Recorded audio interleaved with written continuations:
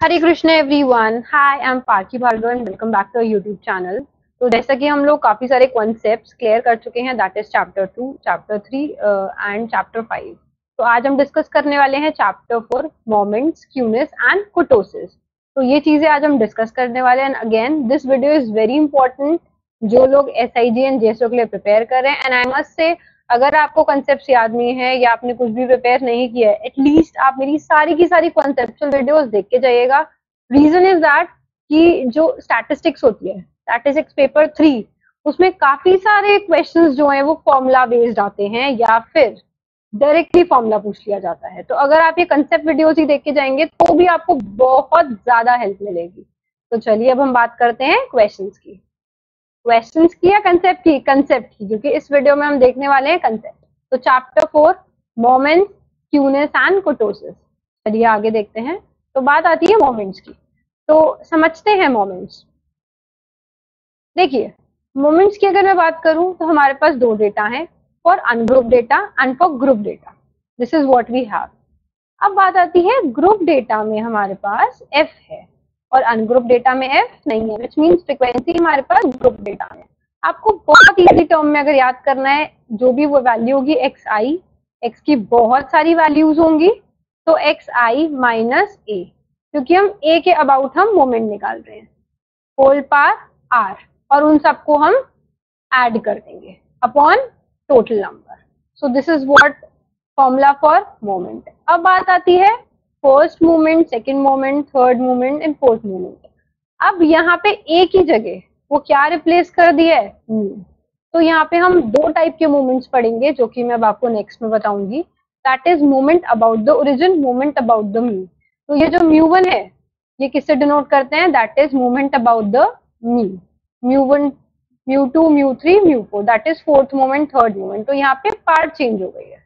तो I hope this formula is clear to everyone. चलिए next है हमारे पास, जैसा कि मैंने आपको बोला था कि ये जो कॉन्सेप्ट है मैंने आपके सिलेबस को कवर करते हुए बनाया और प्रीवियस ईयर। तो ये प्रीवियस ईयर क्वेश्चन आया हुआ है कि आपको एक्सपोनेंशियल डिस्ट्रीब्यूशन का RS मोमेंट निकालना है। तो simple L lambda upon lambda minus T को आप R टाइम्स डिफ्रेंशिएट करेंगे, किसके टर्म में, T के टर्म में। T के रिस्पेक्ट में आप उसे R टाइम्स डिफ्रेंशिएट करेंगे। अगर म्यू R है, म्यू2 होता तो 2 टाइम्स करते, म्यू3 होता तो 3 टाइम्स करते। तो यहाँ पे R की वैल्यू वही है 2, 3, 4, 5। तो इसके रिस्पेक्ट में हम इजिली मूवमेंट्स निकाल सकते हैं। तो ये क्वेश्चन आया हुआ है। चलिए आगे देखते हैं। नेक्स्ट है relationship between central movement and raw movement. ये बहुत ही ज्यादा इंपॉर्टेंट है। उससे पहले मैं आपको बता दूं, जो रॉ मूवमेंट है इसको हम डिनोट करते हैं म्यू1 डैश से, और सेंट्रल मूवमेंट है इसको हम डिनोट करते हैं म्यू से। तो यहाँ पे जो जब भी आपको डैश दिखेगा तो इसका मतलब क्या है, that is about origin. Origin में क्या होगा, ए की वैल्यू यहाँ पे 0 हो जाएगी, और म्यू में क्या होगा, अबाउट सेंट्रल मोमेंट, यहाँ पे ए की जगह म्यू आ जाएगा। तो यहाँ पे आई होप दिस म्यू1 डैश और म्यू क्लियर है, म्यू1। तो यही रिलेशनशिप दे रखा है। अगेन इससे क्वेश्चन आया हुआ है आपसे, तो वो आपसे या तो डायरेक्टली रिलेशन पूछ लेगा या फिर वो आपसे वैल्यू दे देगा और आपसे म्यू4 पूछ लेगा। फॉर एग्जाम्पल उसने कोई दो वैल्यू दे दी, आपसे तीसरी पूछ ली। तो ये तीनों आप इजिली लर्न कर सकते हैं और याद करके जाइएगा, जिससे कि आप इजिली सॉल्व कर पाए क्वेश्चन। चलिए नेक्स्ट देखते हैं। The best part of statistics, again मैं बोल रही हूँ, फॉर्मूलाज हैं, सिर्फ और सिर्फ फॉर्मूलाज हैं। अगर आप सिर्फ फॉर्मूलाज करके जाते हैं तो एटलीस्ट आप उसे पास तो इजिली कर लेंगे स्टैटिस्टिक्स के एग्जाम को। मैंने mean is greater than mode, मैं इसका छोटा सा कंसेप्ट आपको बताना चाहूंगी, मीन और मोड का। तो समझिए, इसको हम इस तरीके से याद कर सकते हैं। फॉर एग्जाम्पल कि मीन है हमारे पास, अगर मीन ग्रेटर होगा मोड से तो वो पॉजिटिव होगा।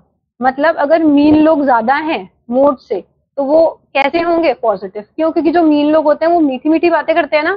ज्यादातर मीन लोग क्या होते हैं, मीठी मीठी बातें करते हैं। तो दे आर, दूर से वो हमें कैसे दिखते हैं, बहुत पॉजिटिव।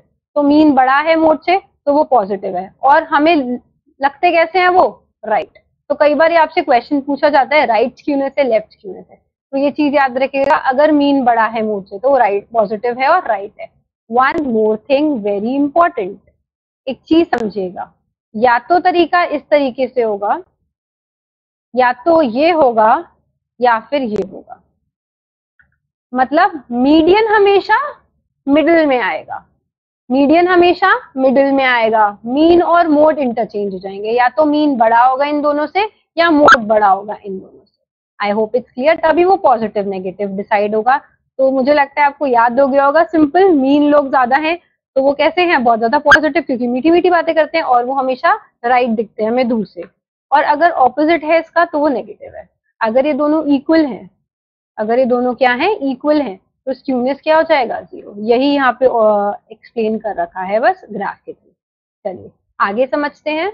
नेक्स्ट हमारे पास एक फॉर्मूला होता है स्क्यूनेस का, जहाँ पे वो एम को एनपी दे रखा होगा ऑलरेडी, तो you can easily solve.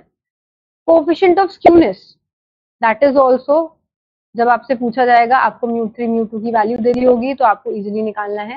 Next होता है बाउलीज मेजर ऑफ स्क्यूनेस। अब बात आती है, इसमें काफी सारे फॉर्मूलाज हैं, तो वो आपसे क्वेश्चन में वो आपको पर्टिकुलर बोलेगा, पूछेगा कि आपको किस टाइप, कौन सा स्क्यूनेस सॉल्व करना है। तो ये सारे के सारे हैं, you can learn these formulas.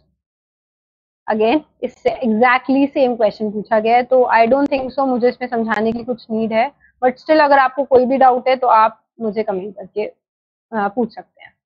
Next is कुटोसिस।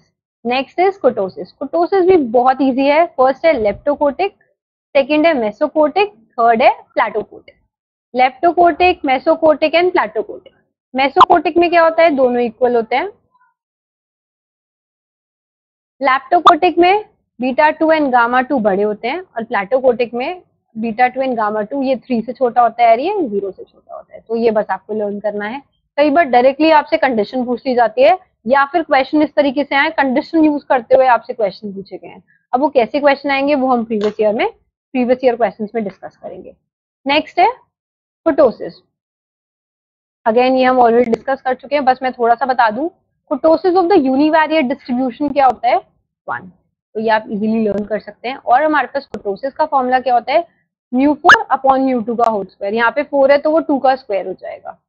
Okay, and μ4 and μ2 हम इस तरीके से निकालते हैं। अगेन मैंने आपको μ4 और μ2 ऑलरेडी एक्सप्लेन कर चुके हैं। That is gamma 2 is equals to beta 2 minus 3। I hope it's clear. Last formula ये जो है कोरिलेशन कोएफिशिएंट एंड रिग्रेशन का रह गया था, जो कि आपको प्रीवियस ईयर में आया है, तो that's why I have just written over there. यहाँ पे आपको वैल्यूज दे दी होंगी और आपसे एग्जैक्टली क्वेश्चन पूछा जाएगा। तो आई होप इट्स क्लियर। अगर आपको कोई भी डाउट है तो आप मुझे कमेंट कर सकते हैं, और अगर आपने मेरे चैनल को अभी तक सब्सक्राइब नहीं किया है तो जल्दी से सब्सक्राइब कर लीजिए, जिससे कि आपको आगे के नोटिफिकेशंस मिलते रहें। हरे कृष्णा।